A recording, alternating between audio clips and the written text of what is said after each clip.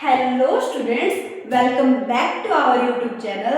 तो आज हम स्टार्ट करने वाले हैं क्लास 7 का चैप्टर नंबर 3, जिसका नाम है हाउ स्टेट गवर्नमेंट वर्क। कि स्टेट गवर्नमेंट जो राज्य सरकार है वो अपना काम कैसे करती है, इस सब के बारे में आज हम लोग इस चैप्टर में जानेंगे। तो आज हम इस चैप्टर को करते हैं स्टार्ट। तो सबसे पहले हम अगर पिछली क्लासेस की बात करते हैं, क्लास 6 में हमने एक चैप्टर पढ़ा था जिसमें हम गवर्नमेंट के बारे में जानने वाले थे। उनमें हमने 3 सत्रों के बारे में 3 लेवल्स पढ़े थे गवर्नमेंट के। उनमें से फर्स्ट लेवल जो था वो था नेशनल लेवल, या फिर आप लोग उसको सेंट्रल गवर्नमेंट, नेशनल गवर्नमेंट या फिर सेंट्रल गवर्नमेंट के नाम से जानते हो। और उसमें हमारे पास क्या क्या चीजें आती थी, प्रेसिडेंट आ जाते थे, लोकसभा आ जाती थी और राज्यसभा आ जाती थी। इसको हम सभी को मिलाकर बोलते थे क्या, नेशनल गवर्नमेंट या फिर सेंट्रल गवर्नमेंट। लेकिन उसके बाद हमने पढ़ा था स्टेट गवर्नमेंट यानी कि राज्य सरकार के बारे में। और स्टेट गवर्नमेंट में हमारे पास क्या था, legislative assembly and legislative council of state. ये सब चीजें आने के बाद हमने तीसरा स्तर पढ़ा, थर्ड लेवल पढ़ा, जिसको हम थर्ड टायर ऑफ गवर्नमेंट भी बोलते हैं। वो था हमारे पास लोकल गवर्नमेंट। लोकल गवर्नमेंट में जैसे कि हमारे पास पंचायत आ गई, और उसके साथ साथ अगर हम अर्बन एरियाज की बात करते हैं तो वहां पर हमने म्यूनिसिपैलिटीज के बारे में पढ़ा था, नगर पालिका नगर निगम के बारे में जाना था। तो आज हम स्पेसिफिकली आज हम स्टेट गवर्नमेंट के ऊपर फोकस करेंगे। तो आप लोगों को इस चीज का ध्यान रखना है। आज हम स्टेट गवर्नमेंट को ये सब चीजें लेके चलते हैं। अगर आप लोगों को इतनी बातें समझ आई हैं कि हमारा जो लेवल है, एक फेडरलिज्म, एक वर्ड आता है जो आप लोग अगली क्लासेस में भी पढ़ोगे। फेडरलिज्म का मीनिंग होता है संघवाद। क्या होता है? संघवाद। संघवाद होता है टू और मोर लेवल्स ऑफ गवर्नमेंट। क्या बोलता है? टू और मोर लेवल्स ऑफ गवर्नमेंट, यानी कि दो या दो से ज्यादा लेवल ऑफ स्तर की सरकार होनी चाहिए, जिसमें हमने क्या कैसी बातें की, central government, state government and local government के बारे में जाना। तो अब हम स्पेसिफिकली अगर स्टेट गवर्नमेंट की बातें कर रहे हैं तो हम बहुत सारे आर्टिकल्स भी देखने वाले, बहुत सारे नहीं, बस एक ऐसा आर्टिकल देखने वाले जिसमें स्टेट गवर्नमेंट की बातें हुई है, state as a state define किया गया है। तो हम इस सब चीजों के बारे में जानने वाले हैं। तो अब हम स्टार्ट करते हैं इस चैप्टर को। तो इतनी बात तो आपको समझ आ गई, जो क्लास 6 में आप लोगों को मैंने पढ़ाया था उसी को आज मैंने आप लोगों के सामने क्या कर दिया है, रिकॉल कर दिया, आपको याद दिला दिया गया है कि आपने क्या क्या चीजें पढ़ी थी। तो अगर हम स्टार्ट करते हैं, एक नोट से ही मैंने आपको स्टार्टिंग करानी है कि एक आर्टिकल 12 है, आर्टिकल 12 है जो कि मेंशन करता है एज अ स्टेट, यानी कि राज्य।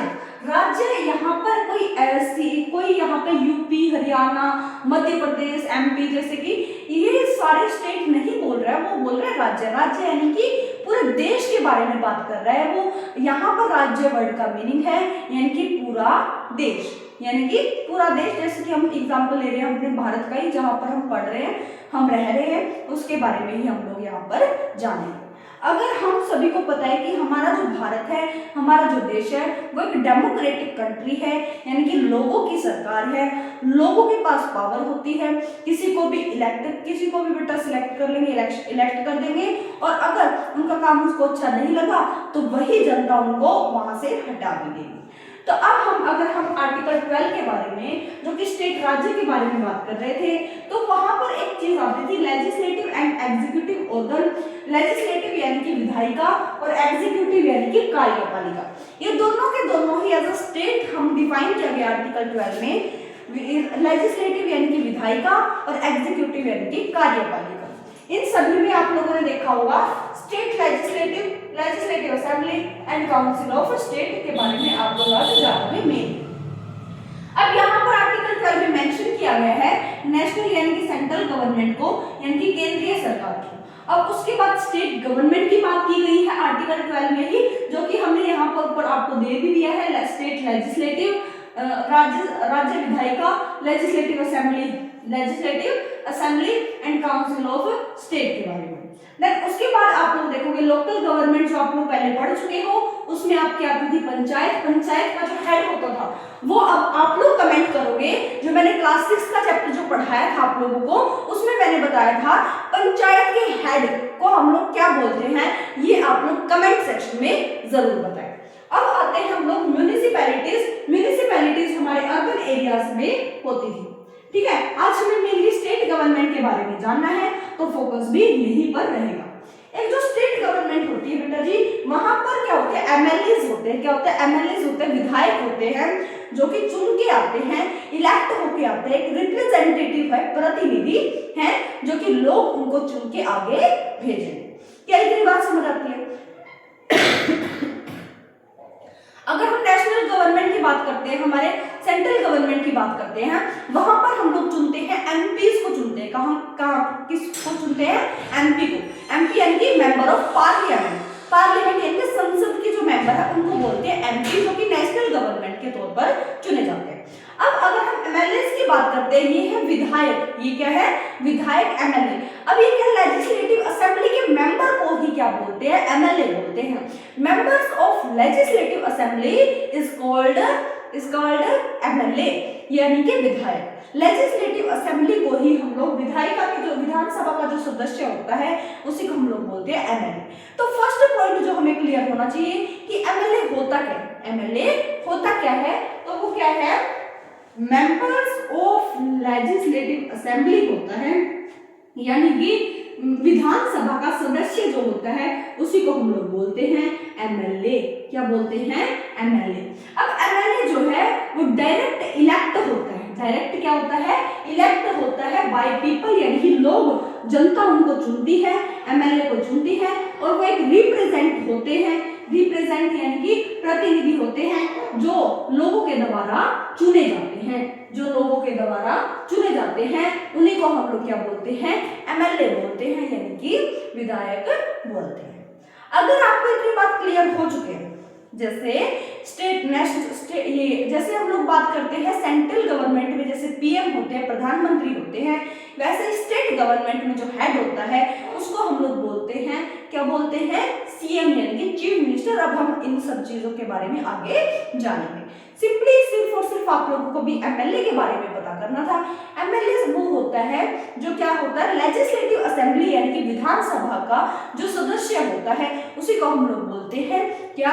एमएलए। अब यहाँ पर जो है लेजिस्लेटिव असेंबली में 543 सीट्स होती है, ये भी आप लोगों को याद रखना है, भूलना नहीं है। लोकसभा में 545 सीट्स होती है, और अगर हम लेजिस्लेटिव असेंबली और राज्यसभा की बात करते हैं तो वहां पर 543 सीट्स मौजूद होती है। एमएलए जो है वो डायरेक्ट इलेक्ट होता है लोगों के द्वारा, और वो प्रतिनिधि होता है जो लोगों के द्वारा चुना जाता है। अगर हम बात करते हैं जो स्टेट होता है बेटा, जो हमारा स्टेट होता है वो एक राज्य होता है, हम उसको बहुत सारे छोटे छोटे एरिया में बांट देते हैं और उनको ऐसे बांटते हैं कि उनका रेशियो बिल्कुल सेम है। मान के चलो एक छोटा सा गांव है जिसके अंदर 100 लोग हैं, हम मान के चलते हैं कि भी एक छोटा सा गांव है जिनके अंदर 100 ही लोग हैं एग्जाम्पल के तौर पर। अब हमने उनको क्या करना है, एक छोटा सा स्टेट है 100 लोगों का, मान लो, कल्पना कर लो, एज्यूम कर लो कि एक पूरे स्टेट में 100 मेंबर्स हैं और 100 ही जगह है, मान के चलो। अब हम क्या करेंगे, हम उनको ऐसे हिस्से में बांट देंगे कि वहां पर जो एरिया में जिससे वो निकल के आएगा, एमएलए निकल के आएगा, वहां पर क्या होगी, बराबर बराबर लोग से बांटे जाएंगे। जैसे मान के चलो कि एक हमने 5 एरिया सिलेक्ट कर लिए, क्या कर लिए, 5 एरिया सिलेक्ट कर लिए डिफरेंट, और वहां से एक एमएलए हमने वहां से प्रतिनिधि चुन लिया। वहां से हमने क्या किया, एक प्रतिनिधि चुन लिया। जो वहां 20 जो है वहां पर अगर हमने डिफरेंट एरियाज की बात की, उसी को हम लोग बोलते हैं कॉन्स्टिट्यूएंसी, यानी कि निर्वाचित क्षेत्र। क्या बोलते हैं, निर्वाचित क्षेत्र, यानी कि कॉन्स्टिट्यूएंसी असेंबली। जहां से क्या होता है, कॉन्स्टिट्यूएंसी का मतलब होता है बेटा जी निर्वाचित क्षेत्र, जहां से एमएलए चुन के आता है। क्या आता है, चुन के आता है। तो यहाँ पर आप लोगों को याद रखना है, each state divided into different areas. हर एक जो स्टेट है वो डिफरेंट एरियाज, अलग अलग क्षेत्र में बांटा गया है, जिनको हम लोग बोलते हैं कॉन्स्टिट्यूएंसी, यानी कि निर्वाचित क्षेत्र। अगर हम एमएलए की बात करते हैं, वो सिटीजन होना चाहिए, यानी कि सिटीजन होना चाहिए किसका, इंडिया यानी कि भारत का, और उसकी जो एज है वो कितनी होनी चाहिए, शुड 25 इयर्स ओल्ड। क्या होनी चाहिए, 25 ईयर्स तो एज होनी ही होनी चाहिए। अगर किसी एमएलए बनना है तो एमएलए की एज जो है वो निर्धारित कर दी गई है, नॉट 25 से बिलो हम लोग जो है वो कोई भी इंसान एमएलए का इलेक्शंस नहीं लड़ सकता है, रिप्रेजेंट अपने आप को नहीं कर सकता है, प्रतिनिधि नहीं बन सकता अगर वो 25 ईयर ओल्ड या फिर उससे ज्यादा का नहीं है। तो एमएलए जो है वो सिटीजन होना चाहिए, इंडिया का नागरिक होना चाहिए, भारत का ही, और उसके साथ साथ उसकी जो एज है वो 25 या फिर अबव 25 होनी ही होनी चाहिए। तो अगर आप लोगों को इतनी बातें समझ आ गई है तो लोकसभा का जो सदस्य है वो 25 ईयर का होना चाहिए और जो राज्यसभा का जो सदस्य है वो एटलीस्ट 30 ईयर का होना चाहिए। ये बात आप लोगों को याद रखनी है, भूलनी नहीं है। लोकसभा का मेंबर 25 ईयर्स, राज्यसभा का मेंबर 30 ईयर, और अगर हम लेजिस्लेटिव असेंबली यानी कि हम एमएलए की बात करते हैं तो वो भी 25 ईयर से अबव का होना चाहिए, यानी कि नीचे नहीं जाना चाहिए। अगर उनकी एज 24, 23 है तो वो एमएलए के इलेक्शंस नहीं लड़ सकते हैं। ये बात आप लोगों को याद रखनी है। अगर हम आगे बात करते हैं, एक आर्टिकल 82 आता है हमारे पास जो कि डेलिमिटेशन कमीशन है। क्या है? डेलिमिटेशन कमीशन है, यानी कि क्या है हमारे पास प्री-सीमिन आयोग है। क्या है? प्री-सीमिन आयोग है जो कि क्या करता है, हमारे स्टेट को बहुत सारे एरियाज में बांट देता है, यानी कि इक्वल पॉपुलेशन हो उस तरह से एरिया को बांट देता है, ताकि कोई भी ऐसा ना बोले कि इस क्षेत्र इस एरिया में तो बहुत लोग हैं, इस एरिया में कम है। तो उसको बराबर बराबर हिस्सों में बांटने का जो काम करता है वो करता है हमारे पास डेलिमिटेशन कमीशन, जो कि अंडर आर्टिकल 82 में लिखा गया है, जो कि हमारे कॉन्स्टिट्यूशन में संविधान में लिखा गया है ये सब चीजें। तो आर्टिकल 82 क्या है? डेलिमिटेशन कमीशन जो है वो जो प्री-सीमिन आयोग है वो क्या काम करता है, ratio between the populations of each constituency are same. हर एक निर्वाचित क्षेत्र में पॉपुलेशन जो रेशियो है वो क्या रहे, सेम रहे, वहां पर भी सेम जनता होनी चाहिए, वहां पर भी सेम, यानी कि पॉपुलेशन सेम होनी चाहिए। अगर यहाँ पर 20,000 है वहां पर भी 20,000, अगले कॉन्स्टिट्यूएंसी में भी क्या होनी चाहिए, 20,000 लोग होने चाहिए। तो ये काम कौन करवाता है? डेलिमिटेशन कमीशन कराता है अंडर आर्टिकल 82 में। अगर हम बात करते हैं MLA become minister due to majority. अब हम जानते हैं कि एमएलए मिनिस्टर कैसे बना, एमएलए मिनिस्टर कैसे बने। अगर मैं आप लोगों को बताती हूँ, कोई रूलिंग पार्टी होती है, जैसे कि अब रूलिंग पार्टी ज्यादातर कहाँ चल रही है, कौन है रूलिंग पार्टी में, मेजर कौन है, बीजेपी। अब अगर मैं बीजेपी की बात कर रही हूँ बेटा जी, मान के चलो एक रूलिंग पार्टी है जो कि बीजेपी है, वो बहुत जगहों से जीत चुकी है, उनकी मेजोरिटी है, बहुमत है, तो क्या होगा, वहां पर जो पॉलिटिकल पार्टी जो है, वहां पर जो रूलिंग पार्टी है वहां के बहुत सारे सदस्य होंगे, और उन सदस्यों में से जिनकी सबसे ज्यादा वोट होगी, जिनकी सबसे ज्यादा बेटा जी बहुमत होंगे, वो क्या बन जाएगा, एमएलए से मिनिस्टर बन जाएगा। क्या बन जाएगा? एमएलए से मिनिस्टर बन जाएगा, जिनकी सबसे ज्यादा मेजोरिटी होगी और वो रूलिंग पार्टी से बिलोंग करता हो, यानी कि रूलिंग या फिर पॉलिटिकल पार्टी से बिलोंग करता हो। तो एमएलए जो है वो इलेक्ट करता है लीडर को, एमएलए जो है वो इलेक्ट करते हैं लीडर्स को, यानी कि बेटा जी जहां पर रूलिंग पार्टी है, जो रूल करने वाली जो पार्टी है, वहां पर जो जीत चुकी है, उनके पास बहुमत आ चुका है, मेजोरिटी आ चुकी है, तो जितने भी एमएलए वहां पर प्रेजेंट होते हैं, कहां पर, लेजिस्लेटिव असेंबली, विधानसभा में जितने भी मेंबर्स, जितने भी एमएलए प्रेजेंट होते हैं, वो क्या करते हैं, वो एक अपने लीडर को चुनते हैं, वो एक अपने सिलेक्ट करते हैं। क्या करते हैं? सिलेक्ट। एमएलए को क्या कर देंगे, इलेक्ट करेंगे, कौन, लीडर। कौन करे? MLA elect as a leader की फॉर्म में वो हम कर देंगे उसको। अब वो एमएलए भी लीडर कब बनेगा, जब उसके पास बहुमत सबसे ज्यादा होंगे, उस पार्टी में भी सबसे ज्यादा बहुमत अगर उसके पास है तो वो एज अ मिनिस्टर जो है वो इलेक्टिव हो जाएगा। अगर हम बात करते हैं स्टेट गवर्नमेंट की, गवर्नर जो है वो अपॉइंट करता है सीएम को, यानी कि चीफ मिनिस्टर को। मैंने आपको अभी बताया बहुत सारे एमएलए जो हैं जिनको बहुमत मिला है, और उनमें से भी रूलिंग पार्टी में से जिनको सबसे ज्यादा बहुमत मिलेगा, उन्हीं को जो एमएलए हैं वो क्या कर लेंगे, इलेक्ट कर लेंगे।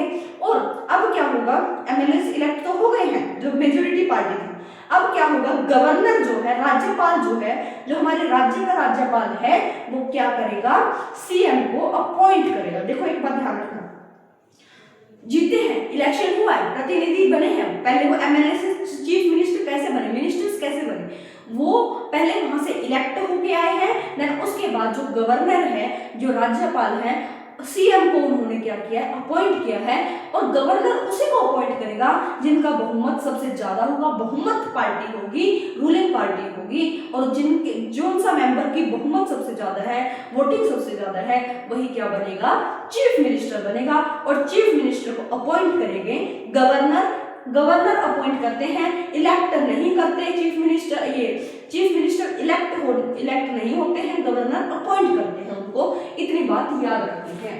अब आता है सीएम जो है वो जिस लीडर को, जिस मिनिस्टर्स को सिलेक्ट करेगा, जिसको भी सीएम जो है उसी मंत्री को राज्यपाल अपॉइंट कर देगा, यानी कि सीएम उसको बोलेगा, उनकी पार्टी में बहुत सारे एमएलए हैं, अब उनको मिनिस्टर बनाने का काम कौन करेगा, सीएम। अब सीएम बोल देगा भाई ये जो है ये मिनिस्टर बनेगा यहाँ पे, तो वो गवर्नर को सलाह देगा, गवर्नर को बताएगा कि भाई ये बनेगा मिनिस्टर।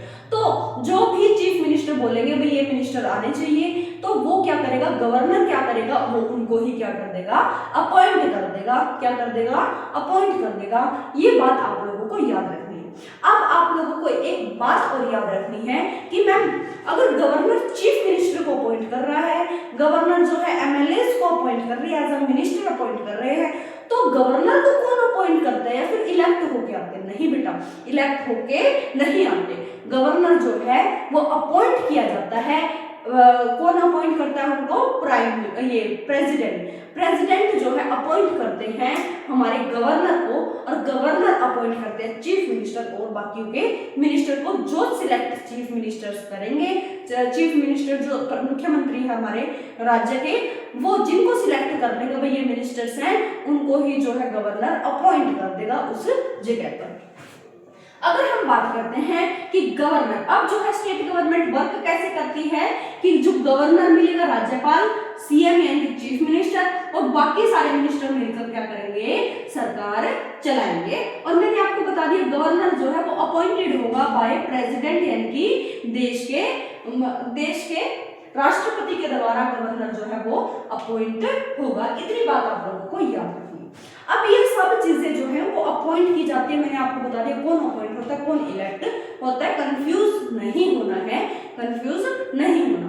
अगर हम उसके आगे बात करते हैं, आर्टिकल 153 जो है वो क्या बोलता है, हर एक राज्य का राज्यपाल होता है, और एक ही व्यक्ति को 2 या 2 से ज्यादा राज्य का राज्यपाल बनाया जा सकता है।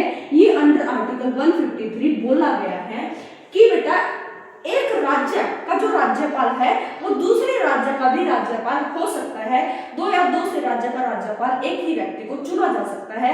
ये अंडर आर्टिकल 153 यानी कि हमारे संविधान में लिखा गया है, जो आप लोगों को याद रखना है। क्या करना है, याद रखना है, भूलना नहीं।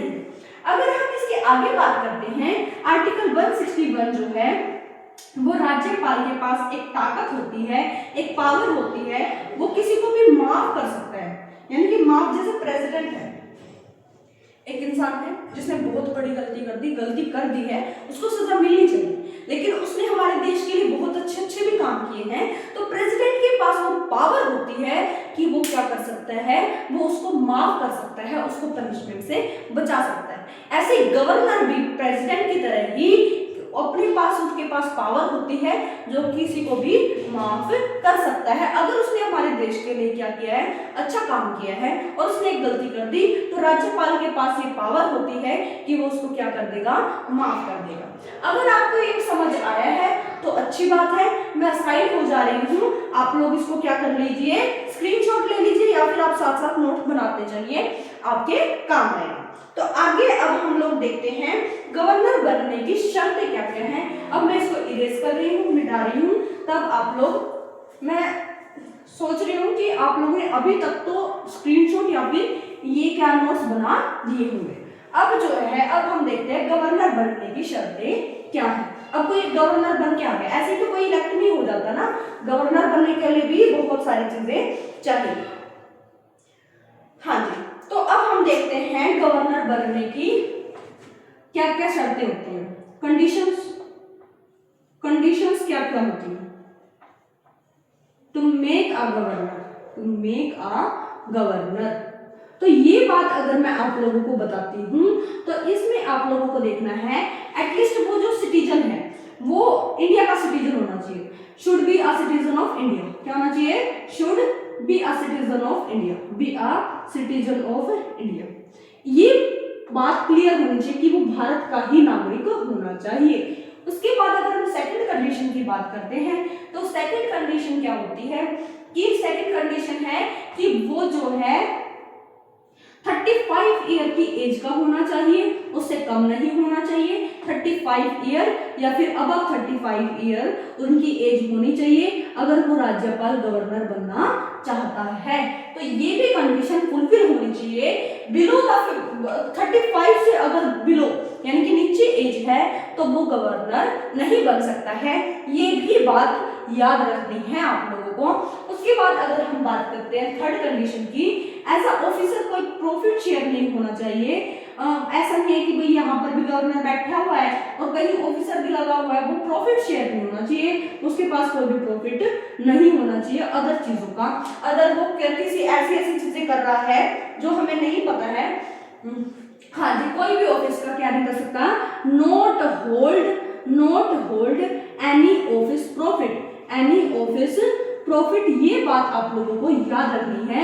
यही गवर्नर की कंडीशंस होती है रखने की। ये 3 कंडीशंस अगर फुलफिल हो रही है तो इसका मतलब है कि वो जो है गवर्नर बन सकता है। ये तीनों अगर उन्होंने क्लियर कर दिए, उन्होंने पार कर दिए, देन फिर वो क्या हो जाएंगे, गवर्नर बन सकते हैं। गवर्नर बनने के उनकी क्या है, चांसेस हैं। अब हमें बात करनी है कि जो चीफ मिनिस्टर जो है इलेक्ट हुआ, चीफ मिनिस्टर सिलेक्ट करते हैं मिनिस्टर्स को और उनको अलग अलग डिपार्टमेंट्स डिस्ट्रीब्यूट कर देते हैं। Chief ministers distribute different departments to the minister ताकि अच्छे से काम चल सके और वो अपनी जनता को जवाब भी दे सके। अगर वो कुछ गलत भी करती है तो वो जनता को जवाबदेही हो। अब क्या है हमारे पास, जैसे कि मैं एग्जांपल देती हूँ, एजुकेशन मिनिस्टर बना दिया, किसी को क्या बना दिया, एजुकेशन मिनिस्टर बना दिया। या फिर अगर हम देखते हैं एग्रीकल्चर मिनिस्टर किसी को बना दिया है।